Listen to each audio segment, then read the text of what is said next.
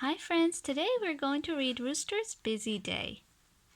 Rooster starts his day like most roosters do, by calling out quite loudly, "Cock-a-doodle-doo!"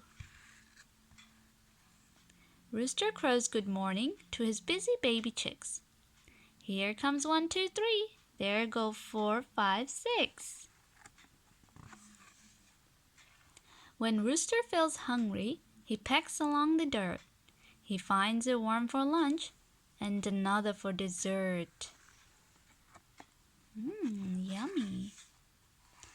Rooster finds a perch high above the flock. The hens strut slowly by with a buck, buck, buck, buck. Rooster's work is finished.